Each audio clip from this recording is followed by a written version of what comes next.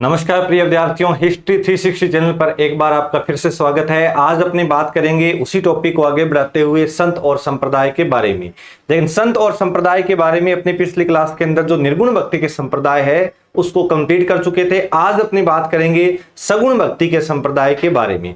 सगुण भक्ति के बारे में आप अच्छे से जान चुके होंगे कि अगर ईश्वर को साकार रूप में पूजा जाए, साधना के रूप में, या अपने कहीं मूर्ति के द्वारा ईश्वर को पूजा जाए तो उस भक्ति को अपने बोलते हैं सगुण भक्ति। सगुण भक्ति को स्टार्ट करेंगे। सगुण भक्ति का मतलब आपको समझ में आया होगा।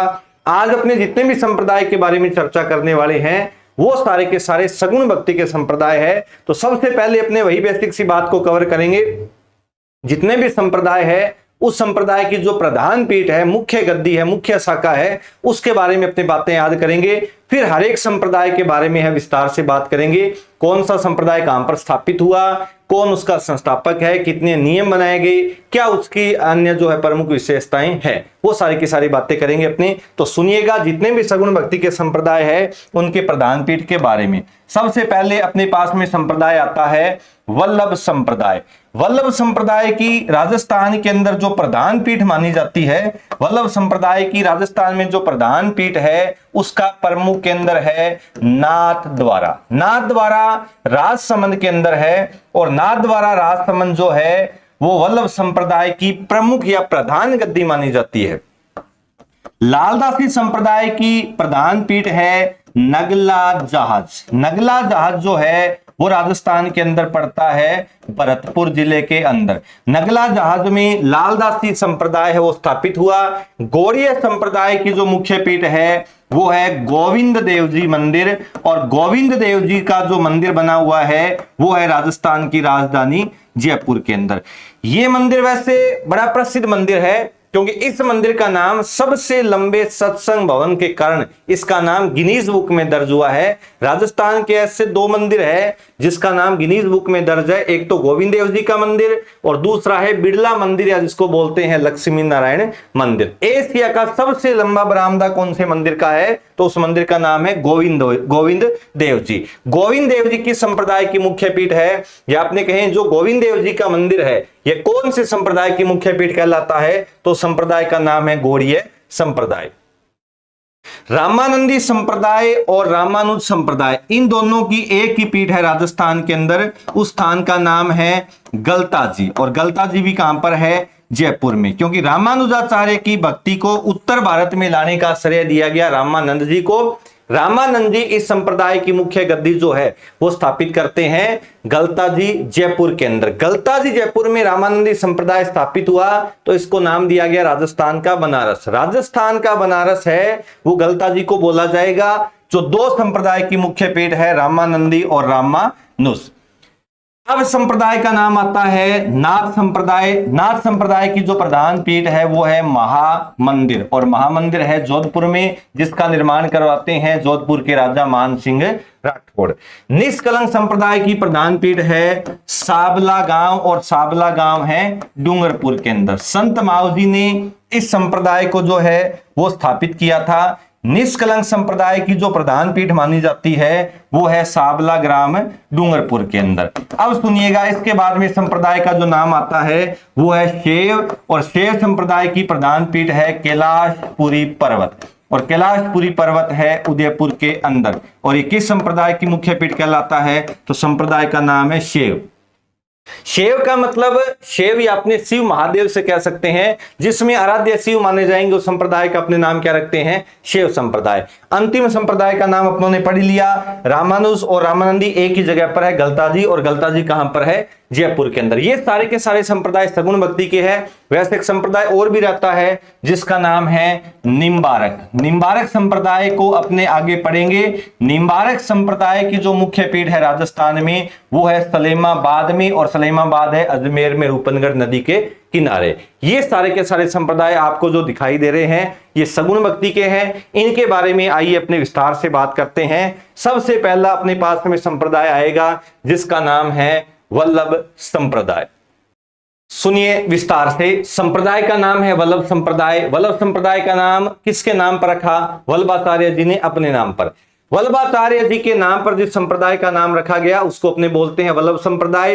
वल्लभ संप्रदाय के बारे में क्या कुछ विशेष बातें हैं आपको पता होगा राजस्थान के अंदर एक प्रतिमा लाई जाती है, और प्रतिमा किसकी लाई जाती है? श्रीनाथ जी की। श्रीनाथ जी की प्रतिमा को राजस्थान में लाने वाले पुजारी थे जिसका नाम है गोविंद और दामोदर। गोविंद और दामोदर जो पुजारी है वो श्रीनाथ जी की प्रतिमा को वृंदावन से राजस्थान में लेकर आए थे। वृंदावन से क्यों लेकर आए?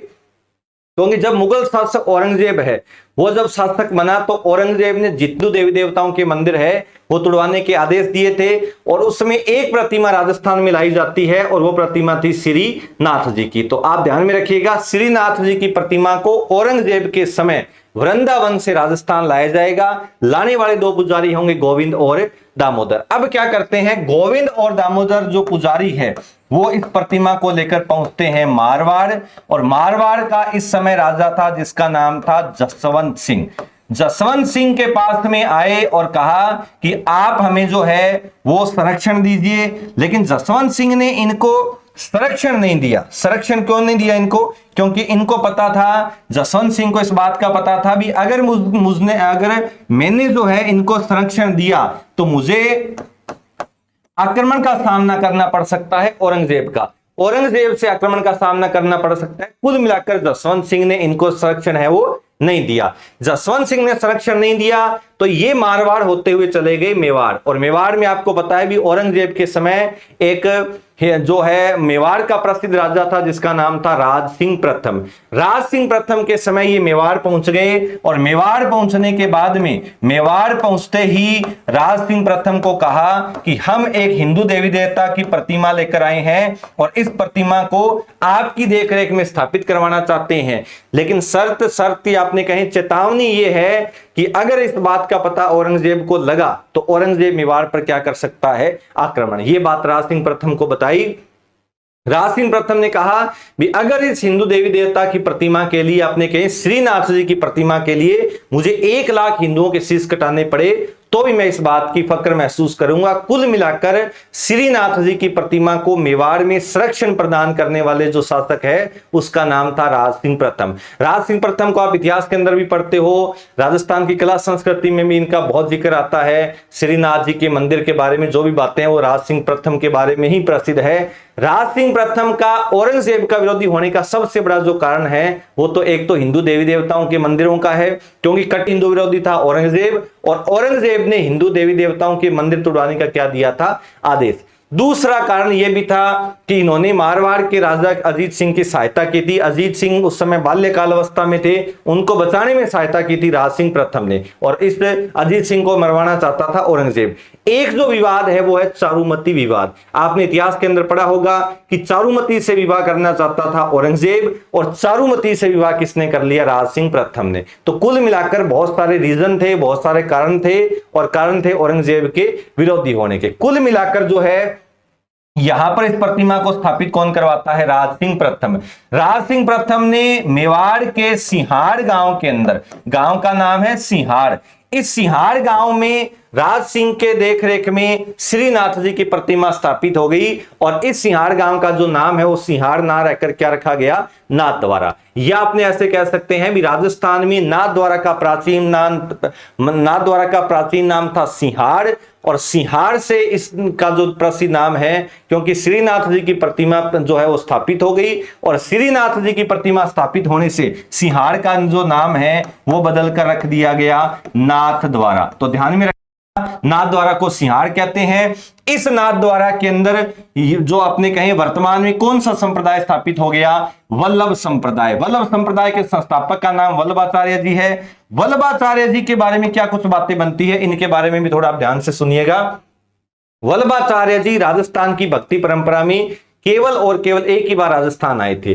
केवल और केवल एक ही बार राजस्थान आए। आपके मन में यह आ रहा होगा भी जब एक ही बार राजस्थान आए तो इस संप्रदाय को किसने बढ़ाया?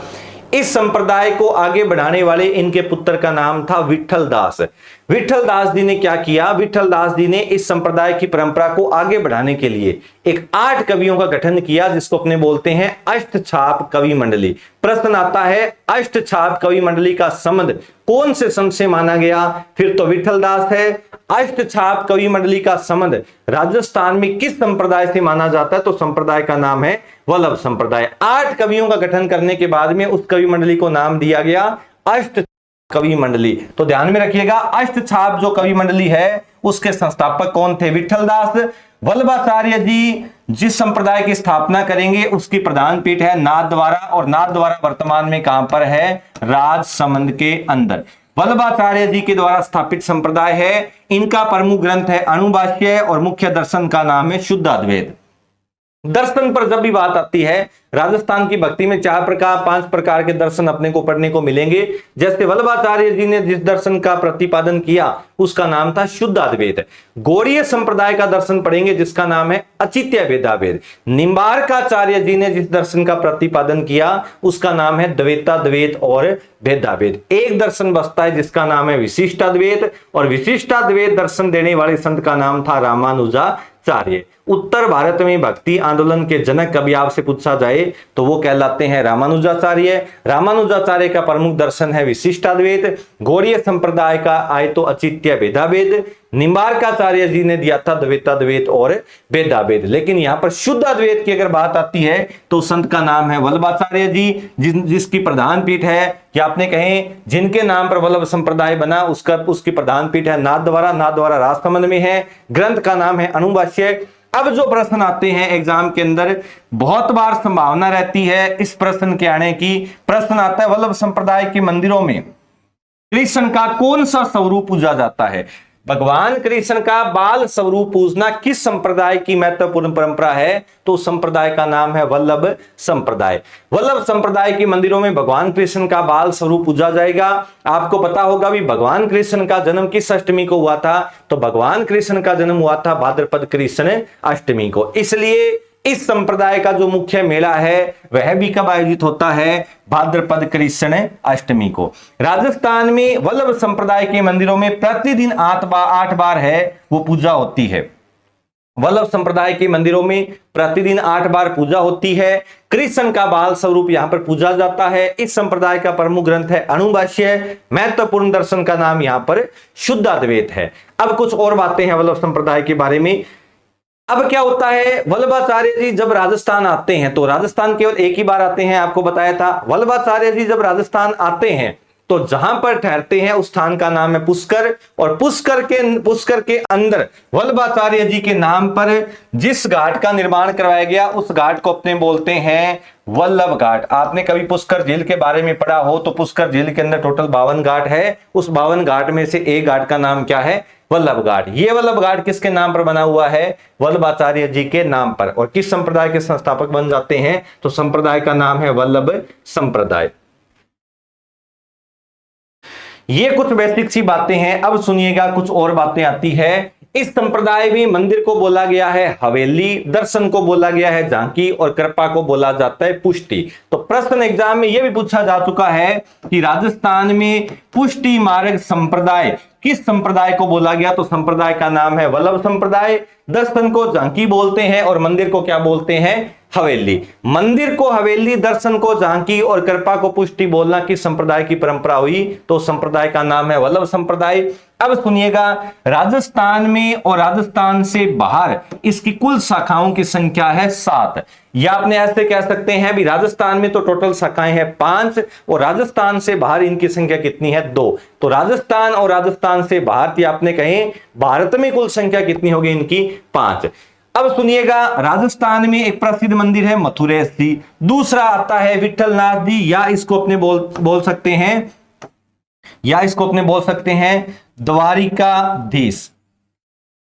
राजस्थान के अंदर मथुरेश जी का जो प्रसिद्ध मंदिर है वो कोटा के अंदर है। विठलनाथ जी का जो प्रसिद्ध मंदिर है उस शाखा का एक और भी नाम है सिंहार।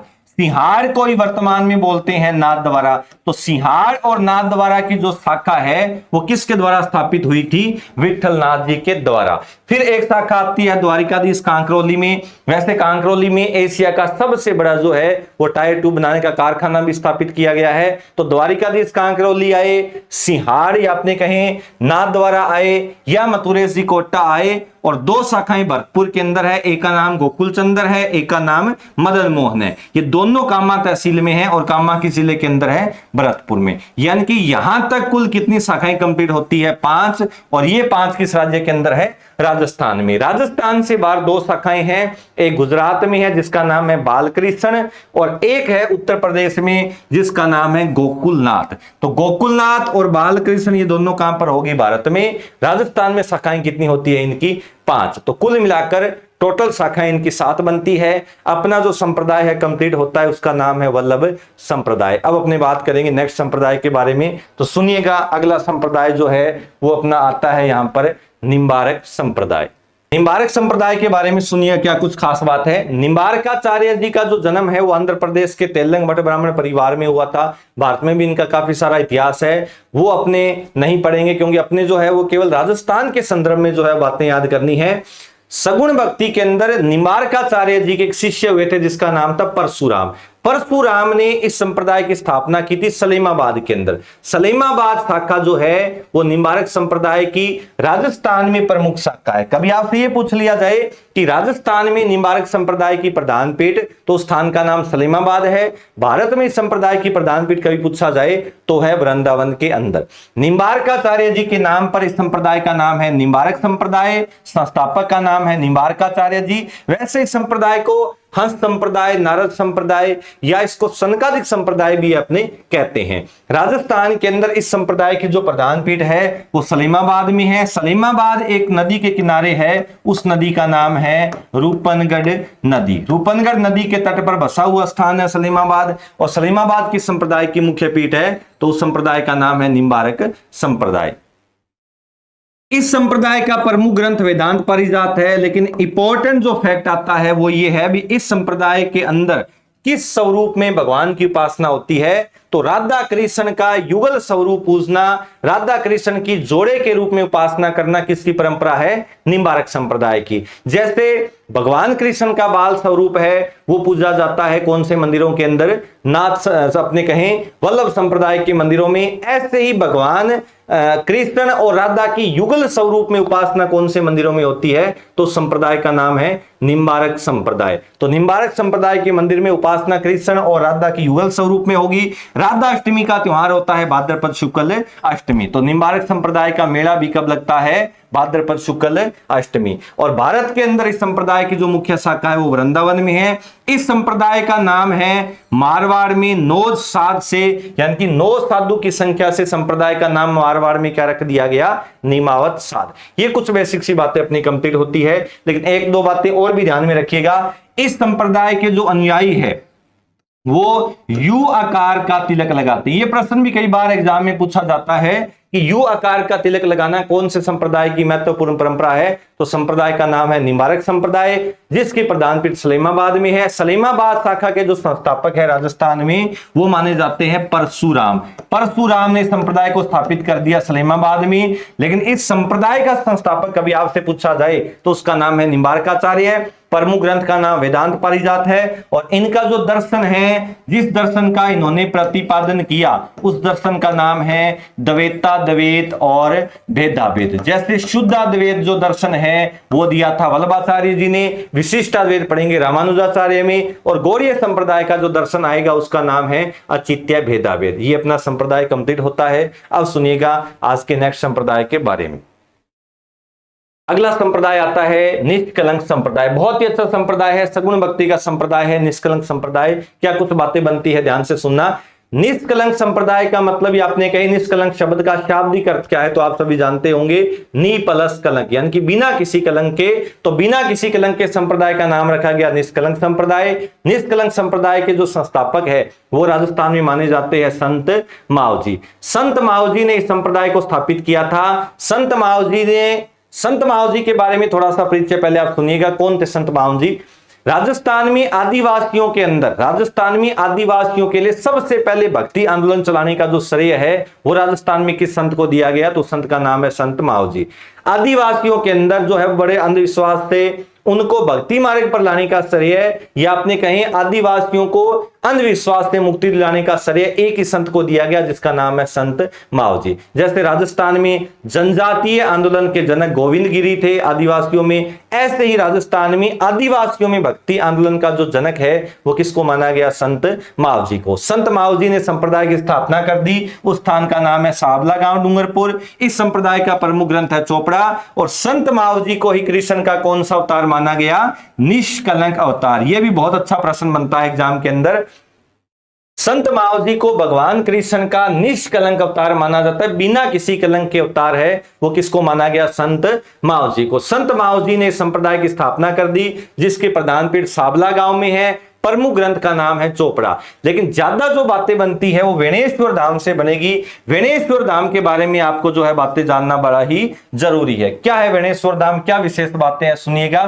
वेणेश्वर धाम आदिवासियों का सबसे बड़ा धाम माना गया है। वेणेश्वर धाम आदिवासियों का सबसे बड़ा धाम है जो 3 नदियों के संगम पर है, सोम, माही और जाखम। सोम, माही, जाखम के त्रिवेणी संगम पर जिस धाम की स्थापना हुई उस धाम का नाम वेणेश्वर धाम है। और इस धाम की जो स्थापना होती है वो होती है 1727 के अंदर। 1727 में वेणेश्वर धाम है। किसके द्वारा स्थापित किया गया? तो संत का नाम संत मावजी है। 3 नदियां मिलती है, सोम, माही और जाखम। यहां पर सोम, माही, जाखम जहां पर नदियां मिलेगी उस गांव को बोलते हैं नवाटापुरा। और नवाटापुरा है वो डूंगरपुर के अंदर है। नवाटापुरा डूंगरपुर में पूरे भारत का एकमात्र, या आपने कहें वेणेश्वर धाम के अंदर जो है पूरे भारत का एकमात्र खंडित शिवलिंग है वो पूजा जाता है। पूरे भारत का एकमात्र खंडित शिवलिंग पूजना किस धाम की महत्वपूर्ण परंपरा है? तो उस धाम का नाम है वेणेश्वर धाम। और वेणेश्वर धाम का जो संबंध है वो निष्कलंक संप्रदाय से है। इसके संस्थापक संत मावजी थे। यहां पर जो मेला लगेगा वो लगेगा माघ की पूर्णिमा को। इतनी बातें आपको याद होनी चाहिए क्योंकि आदिवासियों का जो सबसे बड़ा मेला है वो माघ की पूर्णिमा को कौन से धाम पर लगता है? वेणेश्वर धाम पर। क्या होता है कि आदिवासियों को अंधविश्वास से निकालने का प्रयास संत मावजी ने किया था। आदिवासियों के लिए इन्होंने एक धाम की स्थापना कर दी जिसका नाम वेणेश्वर धाम रखा गया। कहते हैं कि संत मावजी ने इनको अंधविश्वास से मुक्ति दिलाई थी। आदिवासियों का सबसे बड़ा धाम वेणेश्वर धाम है। जैसे अपने पूर्वजों की अस्थियों को बहाते हैं गंगा के अंदर, गंगा नदी में, ऐसे ही आदिवासी अपने पूर्वजों की अस्थियों को कहां पर विसर्जित करते हैं? तो वो 3 नदियां हैं, उसके संगम को बोलते हैं वेणेश्वर धाम। और 3 नदियां हैं कौन कौन सी? सोम, माही और जाखम। तो इस वेणेश्वर धाम का प्रसिद्ध नाम हो गया मृत आत्माओं की मुक्ति वाला स्थान। मृत आत्माओं की मुक्ति वाला स्थान कहो, आदिवासियों का सबसे बड़ा मेला है, इसलिए इसको बोलते हैं आदिवासियों का कुंभ। आदिवासियों का कुंभ, बागड़ का कुंभ, बागड़ का प्रयाग, या मृत आत्माओं की जो मुक्ति वाला स्थान है वो कौन सा धाम है? वेणेश्वर धाम। संत मावजी ने एक आंदोलन भी चलाया था जिसका नाम था लसोड़िया आंदोलन। लसोड़िया आंदोलन के प्रणेता राजस्थान में कौन माने जाते हैं? संत मावजी। ये लिखा भी हुआ है कि लसोड़िया आंदोलन के प्रणेता कौन थे? संत मावजी। संत मावजी की संप्रदाय के संस्थापक हुए निष्कलंक संप्रदाय के, जिसका प्रमुख ग्रंथ है चोपड़ा। संत मावजी को भगवान कृष्ण का निष्कलंक अवतार भी माना गया। वेणेश्वर धाम के संस्थापक थे जहां पर आदिवासियों का सबसे बड़ा मेला लगता है माघ की पूर्णिमा को। ये सारी की सारी बातें किस संप्रदाय के बारे में कंप्लीट होती है? तो संप्रदाय का नाम है निष्कलंक संप्रदाय। आइए चलते हैं, अब अपने बात करते हैं नेक्स्ट संप्रदाय के बारे में। अब अपने पास में जो संप्रदाय आता है उसका नाम है नाथ संप्रदाय। नाथ संप्रदाय का मतलब आप शब्द से जान चुके होंगे क्या मतलब होता है। इस संप्रदाय के अंदर, नाथ संप्रदाय में कई प्रकार की जो प्रक्रिया है, हठ योग की प्रक्रिया है वो अपनाई जाती है। एक प्रकार का योग का सिद्धांत है वो यहां पर दिया गया। तो इस संप्रदाय का नाम ही रख दिया सिद्धमत, सिद्धमार्ग, या आपने कहें योग संप्रदाय। राजस्थान में योग संप्रदाय के नाम से जाने जाना वाला संप्रदाय कौन सा माना गया? नाथ संप्रदाय। और इस नाथ संप्रदाय की जो प्रधान पीठ है वो महामंदिर है। इस महामंदिर का निर्माण करवाया था जोधपुर के राजा मान सिंह राठौड़ ने। मान सिंह राठौड़ के द्वारा कौन से मंदिर का निर्माण करवाया जाता है? तो मंदिर का नाम है महामंदिर। इस संप्रदाय के संस्थापक है मत्स्येंद्रनाथ नाथ मुनि। मत्स्येंद्रनाथ नाथ मुनि ने इस संप्रदाय को स्थापित किया था। इस संप्रदाय के अन्य नाम आपके सामने हैं, सिद्धमत है, सिद्धमार्ग है, अवधूत संप्रदाय है, या आपने कहीं योग संप्रदाय है। इस संप्रदाय में गोरखनाथ जी के द्वारा एक प्रक्रिया अपनाई जाती है, उसको अपने बोलते हैं हठ योग। हठ योग की प्रक्रिया नाथ संप्रदाय से संबंधित हो गई और यहां पर जिस सिद्धांत का प्रतिपादन किया गया उसका नाम है योगिनी कौल। अब क्या होता है, ये संप्रदाय 2-3 शाखाओं में डिवाइड हो गया। सबसे पहले इस संप्रदाय की शाखा निकलती है जिसका नाम है माननाथी पंथ। माननाथी पंथ कहें या आपने कहीं दूसरी शाखा का नाम था वैरागी पंथ। क्या होता है, राजस्थान में इस संप्रदाय के अंदर माननाथी पंथ है, उसकी तो मुख्य गद्दी रहती है महामंदिर। इसमें से एक वैरागी पंथ है वो अलग हो गया। वैरागी पंथ जब अलग हुआ तो इसको स्थापित कर दिया उज्जैन के राजा जिनका नाम था भरतहरि। भरतहरि उज्जैन के राजा थे। इन्होंने अपनी जो तपोस्थली है वो बनाई थी सरिस्का में, और सरिस्का के जिले के अंदर है अलवर में। राजस्थान की दूसरी बाग परियोजना है सरिस्का। सरिस्का में भरतहरि की तपोस्थली है जहां पर भाद्रपद शुक्ल अष्टमी आपने कहीं राधा अष्टमी के दिन एक बहुत बड़ा मेला लगता है। वो मेला मेवात क्षेत्र का या पूर्वी राजस्थान का सबसे बड़ा मेला कहलाता है। राजस्थान के अंदर अपनी बात करें, इस वैरागी पंथ को संचालित कहां पर किया गया? राताडूंगा के अंदर। राताडूंगा में ये स्थापित हो गया। लेकिन उससे पहले जो पंथ है माननाथी, इसमें से भी 2 शाखाएं निकलती है। एक तो जाति का नाम आपने कभी ना कभी पढ़ा होगा, कालबेलिया जाति। कालबेलियों के बाद में एक जोगी निकलते हैं जिसको अपने बोलते हैं मसानिये जोगी। यानी कि मसानिये जोगी और कालबेलिया मूलतः कौन सा पंथ का भाग है? तो उसका नाम है माननाथी पंथ। माननाथी पंथ में से 2 शाखाएं निकलती है। एक का नाम तो है कालबेलिया जाति और दूसरे का नाम है मसानिये जोगी। मेहरानगढ़ का जो दुर्ग बना हुआ है राजस्थान के अंदर, मेहरानगढ़ का जो दुर्ग है वो जोधपुर के अंदर है। उस पहाड़ी का नाम है चिड़िया टूंक, और चिड़िया टूंक पहाड़ी का नाम चिड़ियानाथ के नाम पर रखा गया। चिड़ियानाथ की शाखा के आराध्य माने गए तो उसका नाम है मसानिये जोगी। मसानिये जोगी के आराध्य चिड़ियानाथ है।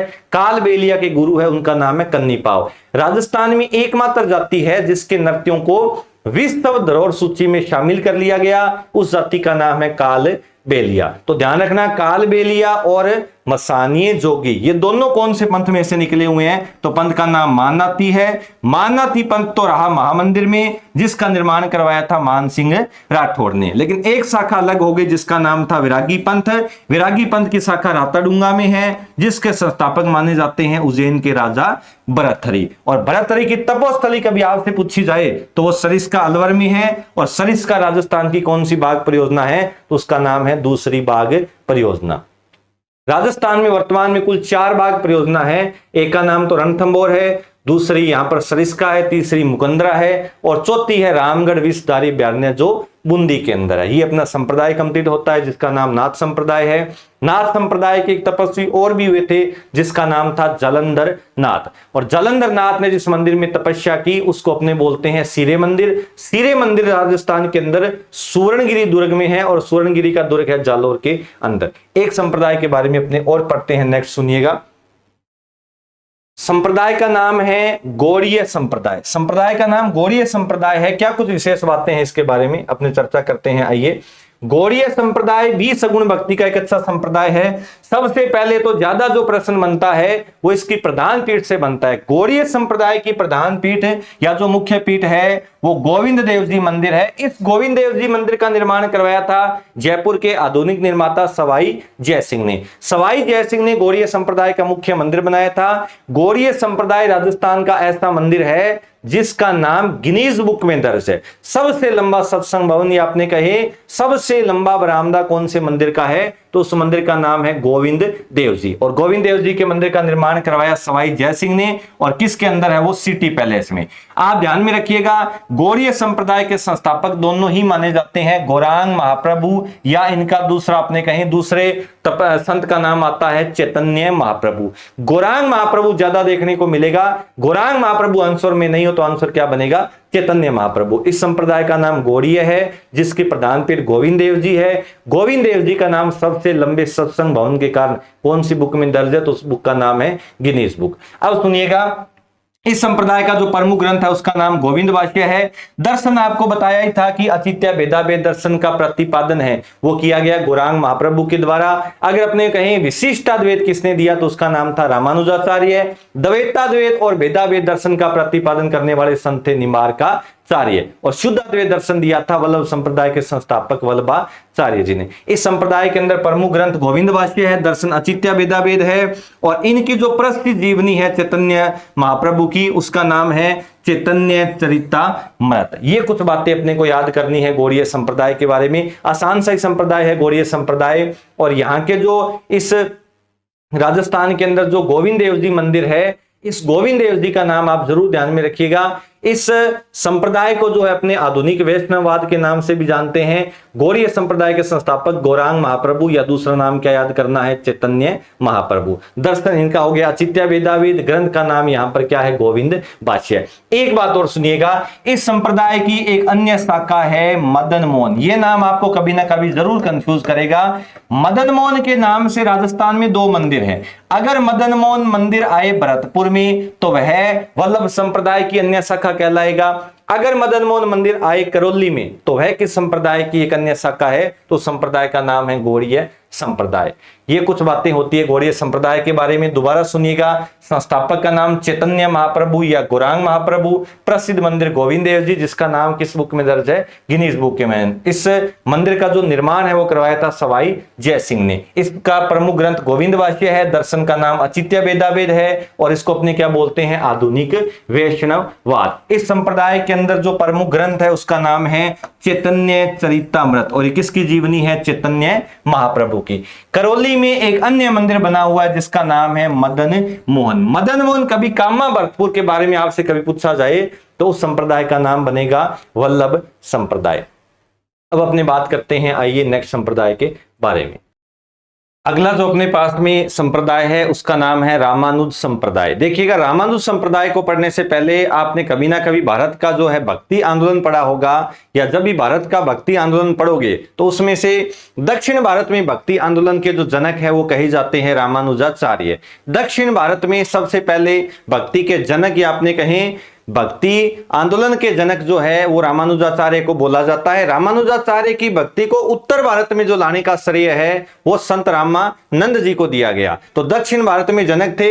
इनकी जितनी भी बातें हैं वो लगभग राजस्थान से बाहर अपने याद करेंगे, लेकिन रामानुजाचार्य के बाद में रामानंद जी आते हैं जो उत्तर भारत में भक्ति को लेकर आएंगे। इन दोनों भक्ति का जो राजस्थान में केंद्र था वो था गलताजी। गलताजी जयपुर के अंदर है, जिसको राजस्थान का बनारस भी बोलते हैं। उत्तर तोतादरी या मंकी वैली के नाम से फेमस है गलताजी। तो आइए सुनते हैं अपने रामानुजाचार्य के बारे में। रामानुजाचार्य है, इनका जो प्रमुख ग्रंथ है उसका नाम था श्री भाष्य।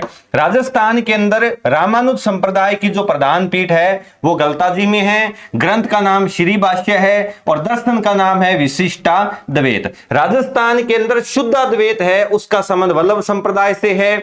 द्वैताद्वैत या भेदाभेद का संबंध है निम्बार्क संप्रदाय से। और अचित्य भेदाभेद का संबंध कभी आपसे पूछा जाए तो संप्रदाय का नाम गौड़ीय संप्रदाय है। और अंतिम दर्शन आज अपने पढ़ रहे हैं जिसका नाम है विशिष्टाद्वैत, और विशिष्टाद्वैत का संबंध है रामानुज संप्रदाय से। रामानुज के संस्थापक रामानुजाचार्य हैं और दक्षिण भारत में भक्ति आंदोलन के क्या माने जाते हैं, जनक। रामानुजाचार्य की भक्ति को उत्तर भारत में लाने का जो श्रेय है वो दिया जाता है रामानंद जी को। तो आगे जो भी संप्रदाय पढ़ेंगे वो पढ़ेंगे रामानंद जी के बारे में। रामानंद जी ने जिस संप्रदाय को स्थापित किया उसका नाम रखा गया रामानंदी संप्रदाय। रामानंदी संप्रदाय और रामानुज संप्रदाय दोनों की जो राजस्थान में प्रधान पीठ है वो गलताजी में है, और गलता जी को बोलते हैं राजस्थान का बनारस। राजस्थान का बनारस गलता जी को बोला गया। उत्तर तोताद्री या आपने कहें मंकी वैली के नाम से प्रसिद्ध स्थान कौन सा है? गलता जी। ये कुछ बातें रामानुज के बारे में होती है। अब अपना जो अगला संप्रदाय है उसका नाम आता है रामानंदी संप्रदाय। देखिएगा, राजस्थान में रामानंदी संप्रदाय से बहुत सारे फैक्ट जुड़े हुए हैं भक्ति के मार्ग पर। रामानंद जी के भारत में टोटल 12 शिष्य हुए थे। उनमें से राजस्थान में प्रमुख थे जिसका नाम है संत धन्ना, संत पीपा, संत रैदास।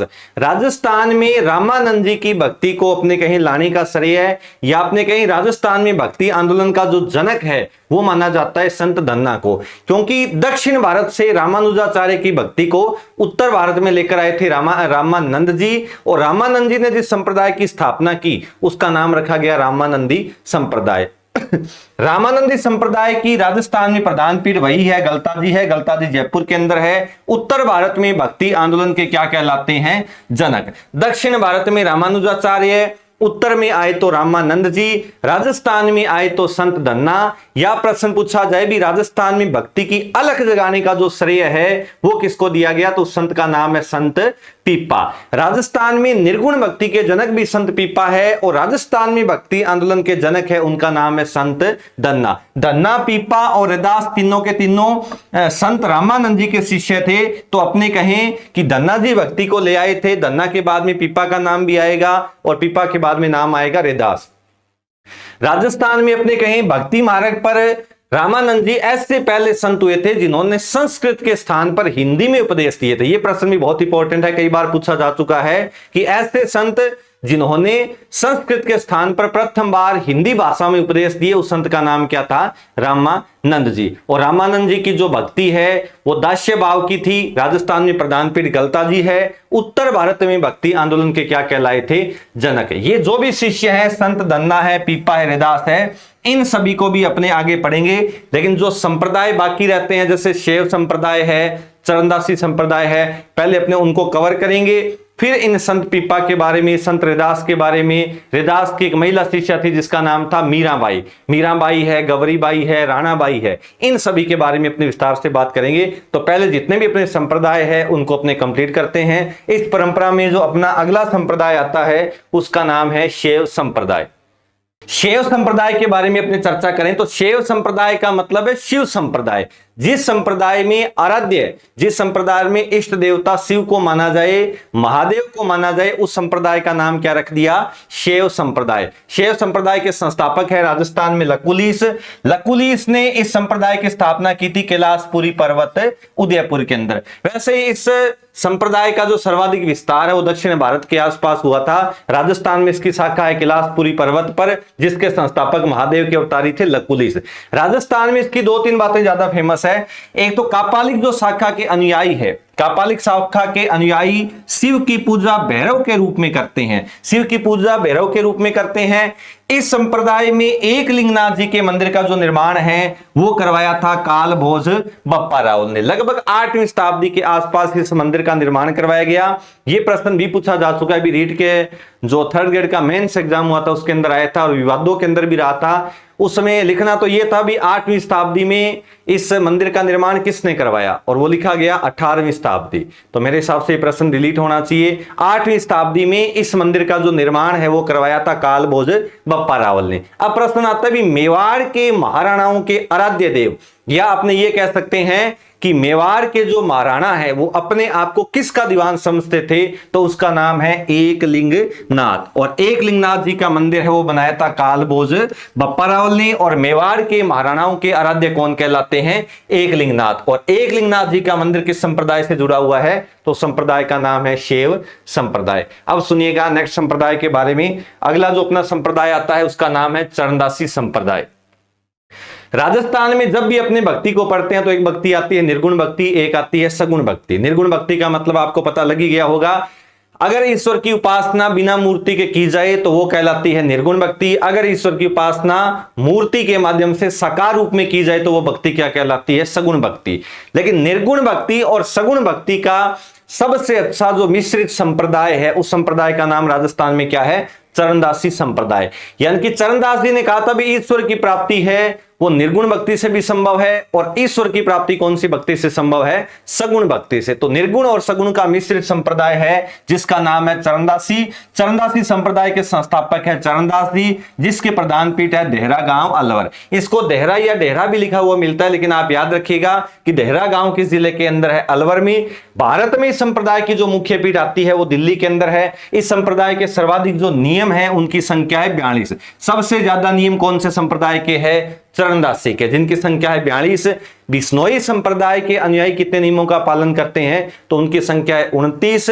और जसनाती संप्रदाय के अनुयायी है वो करते हैं 36 नियमों का पालन। और सबसे ज्यादा 42 नियम किस संप्रदाय में आएंगे? तो संप्रदाय का नाम है चरणदासी संप्रदाय। एक क्या हुआ था? नादिर शाह के आक्रमण की 1739 के आक्रमण की सही भविष्यवाणी की थी, उस संत का नाम था चरणदासी। चरणदासी ने कहा भी दिल्ली पर आक्रमण करेगा नादिर शाह, और वो आक्रमण की भविष्यवाणी क्या हुई थी? सही साबित। ये प्रश्न भी कई बार पूछा जाता है कि नादिर शाह के आक्रमण की सही भविष्यवाणी करने वाले संत का नाम क्या था? तो संत का नाम था संत चरणदासी।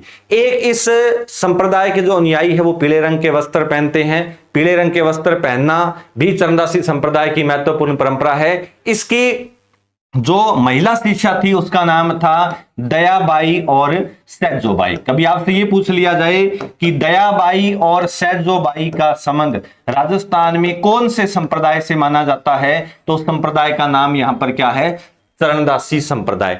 लालदासी संप्रदाय के संस्थापक लालदासी, चरणदासी के चरणदास जी, इनकी महिला शिष्या दयाबाई और सैजोबाई, इन सभी के उपदेश भी कौन सी भाषा में संकलित है? तो उस भाषा का नाम है मेवाती भाषा। मेवाती भाषा का मतलब मेवात क्षेत्र की भाषा, और मेवात क्षेत्र में दो जिले आते हैं, अलवर और भरतपुर। यहां तक अपने जितने भी संप्रदाय थे निर्गुण भक्ति के और सगुण भक्ति के, वो सारे के सारे कंप्लीट होते हैं।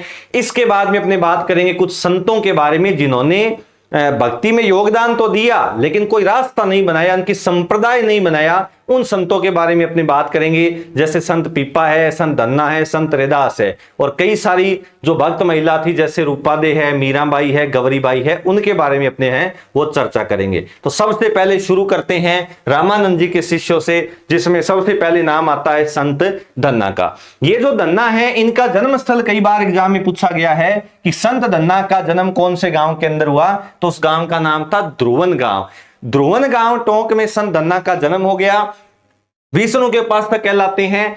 राजस्थान में सर्वाधिक मान्यता कभी आपसे पूछी जाए तो राजस्थान में सर्वाधिक मान्यता है इनकी बीकानेर के अंदर। राजस्थान में सर्वाधिक मान्यता बीकानेर में है। गुरु का नाम था रामानंद, क्योंकि रामानंद जी उत्तर भारत में भक्ति को लेकर आए, और उत्तर भारत में रामानंद जी के शिष्य थे जो भक्ति कहां पर लेकर आए? राजस्थान में। लेकिन एक बात यह भी ध्यान में रखिएगा कि राजस्थान में भक्ति के प्रचार प्रसार का श्रेय कभी आपसे पूछा जाए तो भक्ति को फैलाने का श्रेय या प्रचार प्रसार का श्रेय दिया गया दादू दयाल को, जिसको अपने बोलते हैं राजस्थान का कबीर। अब क्या होता है, राजस्थान में भक्ति आंदोलन के जनक बन गए धन्ना। धन्ना विष्णु के उपासक थे और धन्ना ने एक मंडली बनाई थी भक्ति को आगे बढ़ाने के लिए। उस मंडली को अपने बोलते हैं परमहंस मंडली।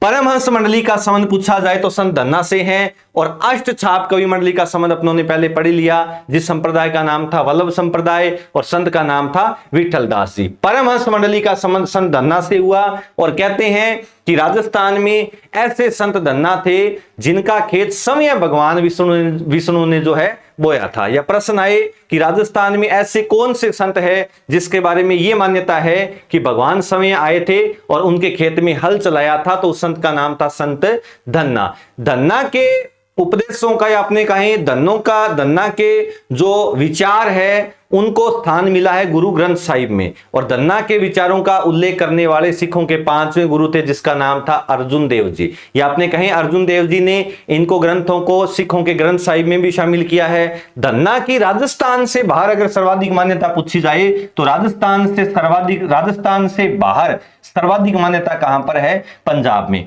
राजस्थान से बाहर पंजाब में है। राजस्थान में सर्वाधिक कहां पर है? बीकानेर में। गुरु का नाम रामानंद है, मंडली का नाम परमहंस है, और खेत में हल किसने चलाया था? समय भगवान विष्णु ने। ये सारी की सारी बातें आप याद रखिएगा। उस संत का नाम है संत धन्ना, और धन्ना जो है वो किसके शिष्य कहलाए थे?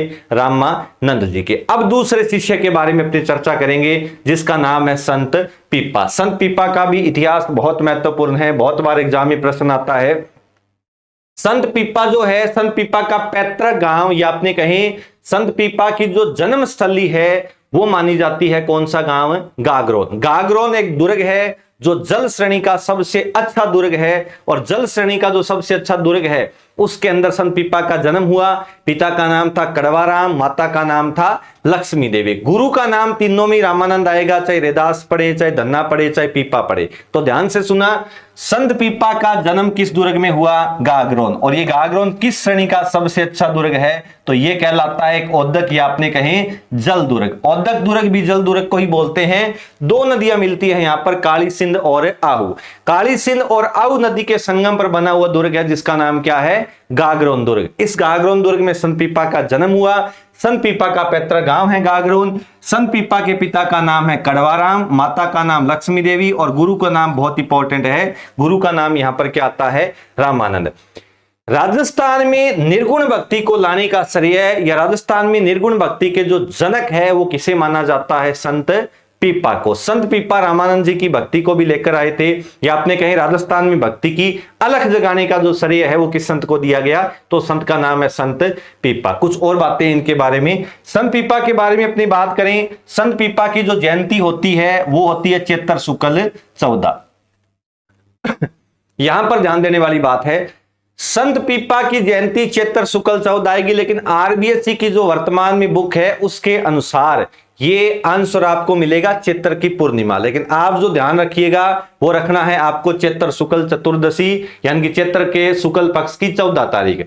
चैत्र पूर्णिमा भी लिखा हुआ आएगा, यह भी हो सकता है, लेकिन ज्यादा जो सटीक आंसर है वास्तव में जो तारीख है वो चैत्र की शुक्ल 14 है। इनकी छतरी या इनकी अपनी कहीं समाधि जो है वो कहां पर है? गागरोन के दुर्ग में। सबसे इंपॉर्टेंट बात बनती है, संत पीपा का एकमात्र जो मंदिर है वो कहां पर है? समदड़ी गांव बाड़मेर के अंदर। समदड़ी गांव बाड़मेर में राजस्थान का एकमात्र मंदिर है संत पीपा का। वैसे संत पीपा का जन्म और छतरी तो एक ही दुर्ग में हुए, उस दुर्ग का नाम था गागरोन।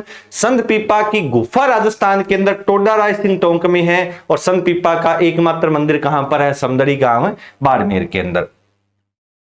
वैसे संत पीपा दर्जी समुदाय के आराध्य देव कहलाते हैं। दर्जी समुदाय के आराध्य देवता राजस्थान में किसे माना जाता है? तो उस देवता का नाम है संत पीपा। क्यों कहा जाता है दर्जी समुदाय के आराध्य देवता? कहते हैं संत पीपा एक दर्जी का कार्य भी किया करते थे, और दर्जी का कार्य किया करते थे, दर्जियों की एक मंडली बनाई थी भक्ति को आगे बढ़ाने के लिए। इसलिए ही संत पीपा किसके आराध्य देवता कहलाए? तो वो कहलाए थे दर्जी समुदाय के। संत पीपा का जन्म गागरोन में हुआ, छतरी भी गागरोन में है।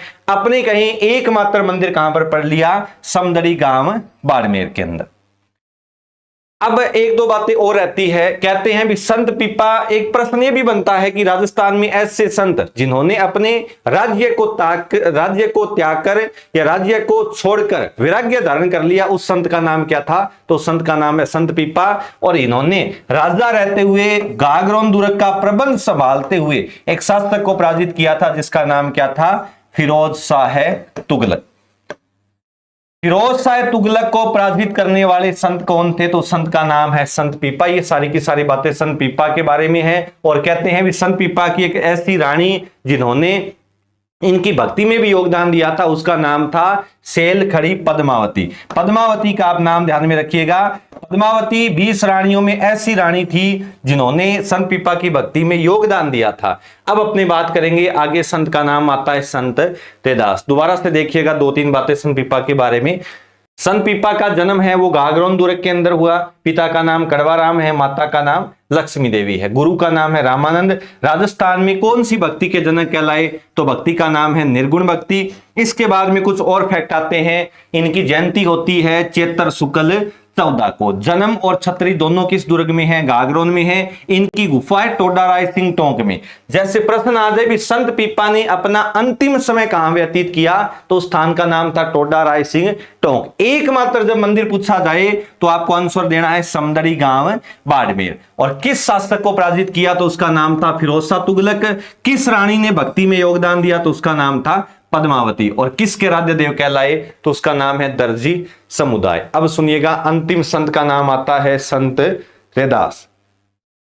रैदास जी के बारे में दो तीन बातें फेमस है। संत रैदास जी जो हैं वो चमार जाति से है, गुरु का नाम रामानंद है, इनकी जो छतरी है वो चित्तौड़गढ़ में है, और इनके जो ग्रंथ है, जिनकी वाणियां हैं या अपना कहें इनकी जो साहित्य है, रचना है, उसको नाम क्या दिया गया है? पर्ची। आसान सा इतिहास है। संत रैदास तमार जाति से हैं, गुरु का नाम है रामानंद, ग्रंथ कहलाता है पर्ची, और इनकी छतरी किस दुर्ग के अंदर है? चित्तौड़गढ़ के अंदर। रैदास को पढ़ते समय एक अपने महिला को पढ़ेंगे, भक्त महिला, जिसका नाम आता है मीराबाई। मीराबाई का इतिहास भी बहुत इंपॉर्टेंट है। मीराबाई ने योगदान दिया था सगुण भक्ति के अंदर। सगुण भक्ति की उपासक थी एक मीराबाई। मीराबाई के अंतिम जो गुरु थे उसका नाम था संत रैदास। रैदास समय तो निर्गुण भक्ति से हैं, रैदास की महिला शिष्या मीराबाई कौन सी भक्ति से आएगी? सगुण भक्ति से। यानी कि रैदास निर्गुण भक्ति के और मीरा सगुण भक्ति की उपासक। रैदास जी चमार जाति से है, गुरु का नाम था रामानंद, छतरी चित्तौड़गढ़ में, और ग्रंथ या वाणियों को नाम दिया जाता है पर्ची। अब सुनिएगा आगे, भक्त महिला का नाम अपने पढ़ते हैं जिसका नाम आता है मीराबाई। बहुत ही महत्वपूर्ण इतिहास है और काफी बड़ा इतिहास अपने पढ़ेंगे इनके बारे में। मीराबाई को तो बोलते हैं राजस्थान की राधा। क्यों कहा जाता है मीराबाई को राजस्थान की राधा? सबसे पहले तो कुछ मीरा के जीवन की एक रूपरेखा है, उसको समझिएगा। सबसे पहले मीरा का जो जन्म है वो होता है मीरा का जो जन्म है वो होता है कुड़की गांव नागौर के अंदर।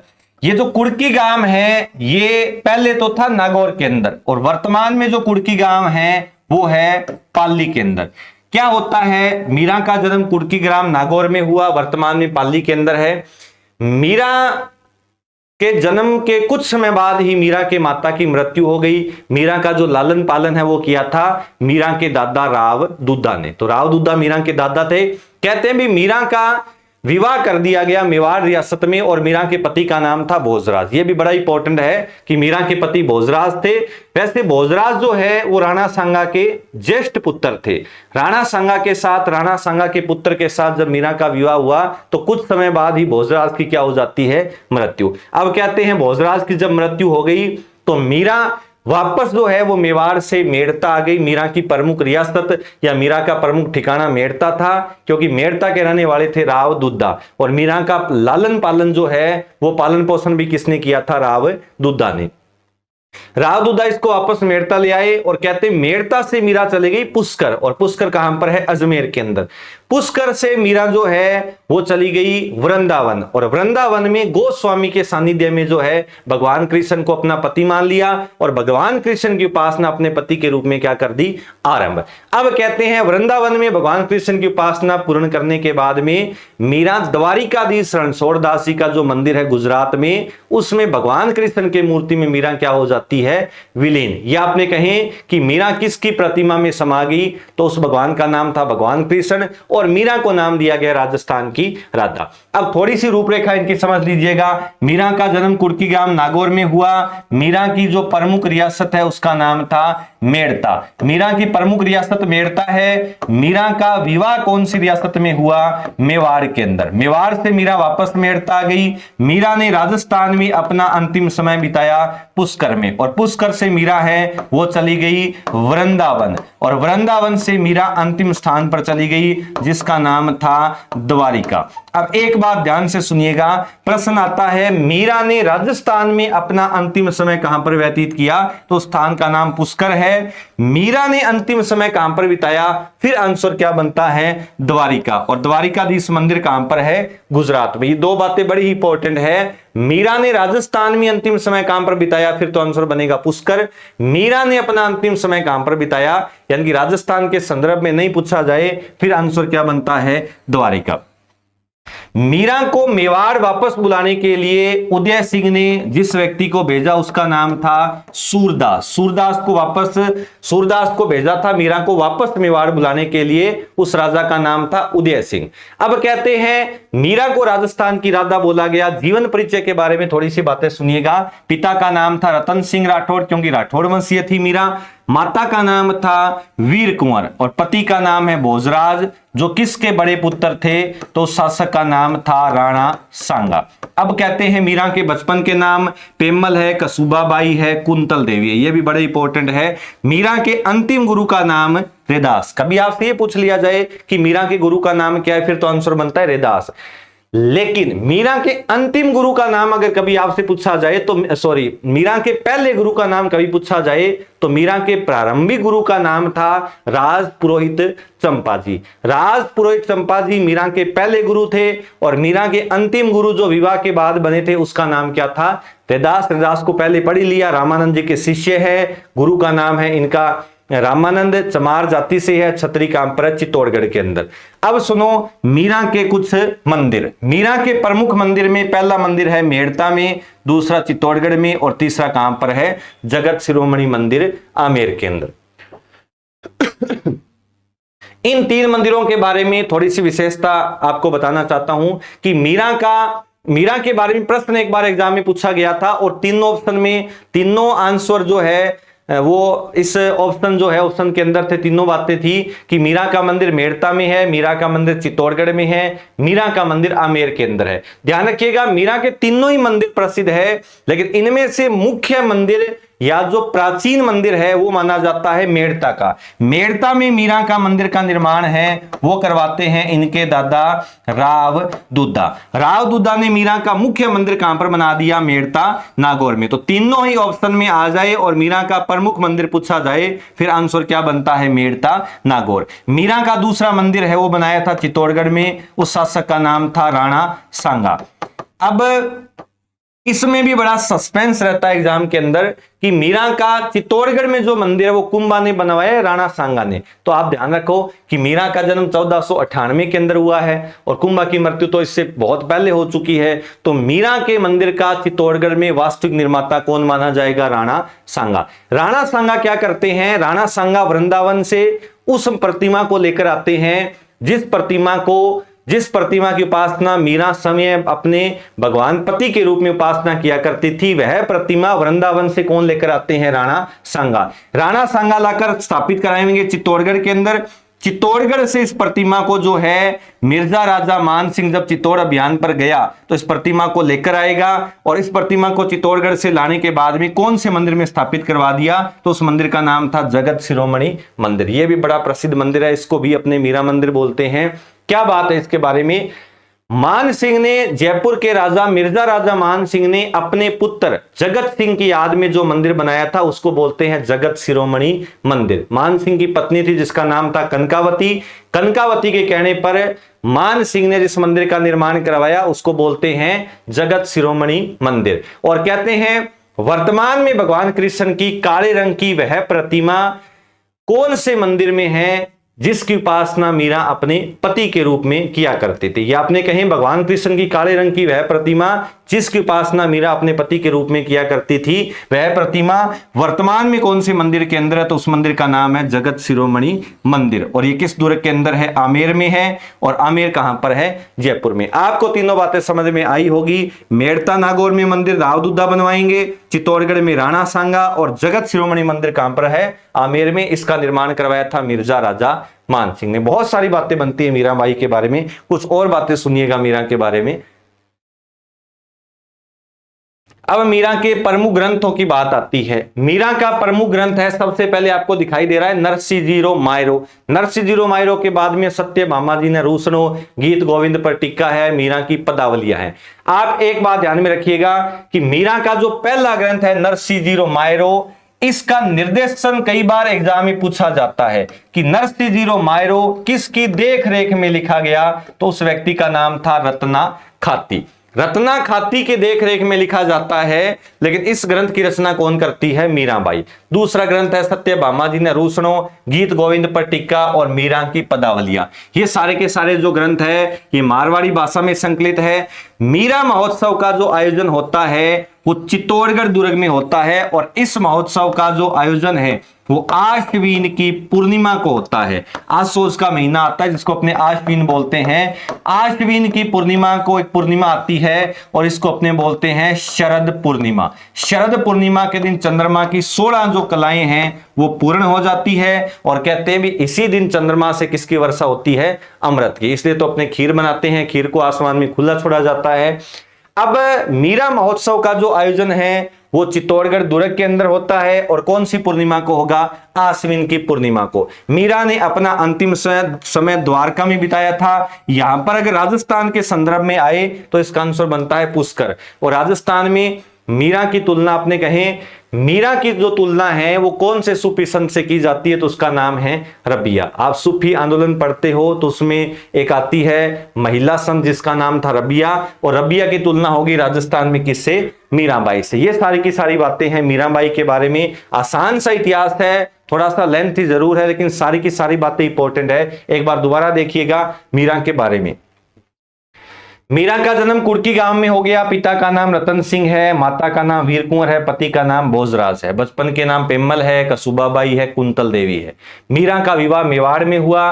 मेवाड़ से मीरा गई पुष्कर, तो बुलाने के लिए किसको भेजा था, सूरदास को। एक बात और बनती है, मीरा का जन्म तो है वो तो होता है 15वीं शताब्दी में। एक बार एग्जाम में प्रश्न आ गया कि मीरा कौन सी सदी की कवियत्री थी, मीरा कौन सी सदी की कवियत्री थी, फिर आंसर 15वीं शताब्दी नहीं बनेगा, फिर आंसर कौन सी शताब्दी बनेगा, 16वीं, क्योंकि मीरा का जन्म ही 15वीं शताब्दी में हुआ है। मीरा ने जितनी भी रचना की है कवियत्री के रूप में वो सारी की सारी कौन सी शताब्दी के अंदर हुई, 16वीं शताब्दी में। तो प्रश्न आए मीरा का जन्म, फिर तो 15वीं शताब्दी, मीरा कौन सी सदी की कवियत्री थी, फिर आंसर क्या बनेगा, 16वीं शताब्दी। ये सारी की सारी बातें मीरा के बारे में होती है। मीरा को बोलते हैं राजस्थान की राधा। अब अपने बात करते हैं 2-3 महिला भक्त महिला और है उनके बारे में। एक है गौरीबाई। गौरीबाई को अपने बोलते हैं बागड़ की मीरा। गौरीबाई एक गौरी देवी है जो मांड गायिका थी, एक गौरीबाई है जिसको बोलते हैं बागड़ की मीरा।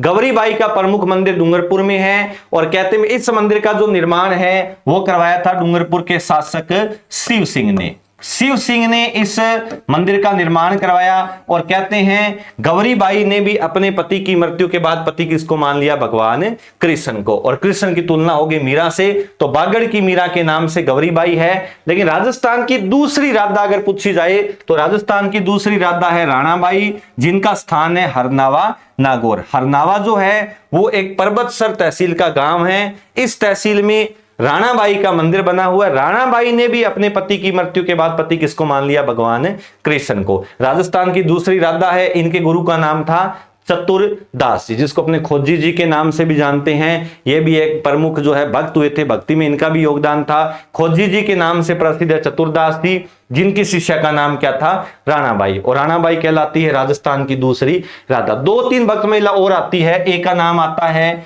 रूपादे। रूपादे के बारे में कभी आपने पढ़ा होगा। ये लोक देवता मल्लीनाथ जी की पत्नी है और इन्होंने कुंडा पंथ चलाया था। कुंडा पंथ की जो रचना है वो राजस्थान के अंदर किसके द्वारा की जाती है, रूपादे के द्वारा। इनके जो गुरु का नाम आता है वो है उगमसी बाटी। याद करने वाली सबसे इंपॉर्टेंट जो बात है इनके बारे में वो ये है कि राजस्थान की एकमात्र प्रमुख निर्गुण भक्त महिला का नाम आए तो आंसर क्या बनता है, रूपादे। और रूपादे का संबंध तिलवाड़ा बाड़मेर से है। अपने जब लोक देवता का चैप्टर पढ़ते हैं तो उसमें लोक देवता का नाम आता है मल्लीनाथ जी। मल्लीनाथ जी की पत्नी का नाम रूपादे था। एक कर्माबाई के बारे में प्रश्न बनता है। कर्माबाई है जाट और कर्माबाई का संबंध है नागौर से। कर्माबाई के बारे में एक ही प्रश्न ज्यादा पूछा जा सकता है कि भगवान जगन्नाथ को हठ पूर्वक भोजन कराने के लिए विख्यात महिला का नाम क्या है, तो आंसर क्या बनेगा यहां पर, कर्माबाई। आपने जागरण के अंदर एक भजन सुना होगा, थाली भर लाई रे खींचड़ो ऊपर की बाट की। तो इसका मतलब है कि भगवान जगन्नाथ को, भगवान कृष्ण को जिद पूर्वक भोजन कराने के लिए विख्यात महिला का नाम क्या है, कर्माबाई। और कर्माबाई का संबंध कौन से जगह से है, नागौर से। रूपादे एक निर्गुण भक्त महिला है जिसका संबंध है तिलवाड़ा बाड़मेर से। और राजस्थान की दूसरी राधा किसको बोला जाता है, राणाबाई को, जिसका प्रमुख मंदिर है हरनावा गांव नागौर में। इसको बोलते हैं राजस्थान की दूसरी राधा। अगर अपनी बात करें, गुरु का नाम था चतुरदास जी। इससे पहले बागड़ की मीरा के नाम से कौन प्रसिद्ध हो गई, गौरीबाई। ये कुछ जो भक्त महिला है वो अपनी यहां पर कंप्लीट होती है। सबसे पहले अपनों ने पढ़ लिया राजस्थान के अंदर निर्गुण भक्ति के संप्रदाय को, फिर पढ़ लिया सगुण भक्ति को। सगुण भक्ति के बाद में कुछ ऐसे संत आए थे जिन्होंने कोई विशेष संप्रदाय नहीं चलाया, जिसमें संत धन्ना का नाम है, संत पीपा है, फिर कौन है, संत रैदास। फिर कुछ भक्त महिला है जैसे मीराबाई है, मीराबाई के बाद में गौरीबाई है, गौरीबाई के बाद में राणाबाई है, राणाबाई के बाद में रूपाबाई है, रूपादे है, रूपादे के बाद में यहां पर नाम किसका आता है, कर्माबाई का। तो ये कुछ भक्त महिला अपनी कंप्लीट होती है और इसी के साथ में अपने राजस्थान की भक्ति का जो महत्वपूर्ण टॉपिक है संत और संप्रदाय वो कंप्लीट होता है। अपने अगले टॉपिक में नए चैप्टर में नए टॉपिक के साथ अपने मिलेंगे, तब तक के लिए आप सभी का धन्यवाद।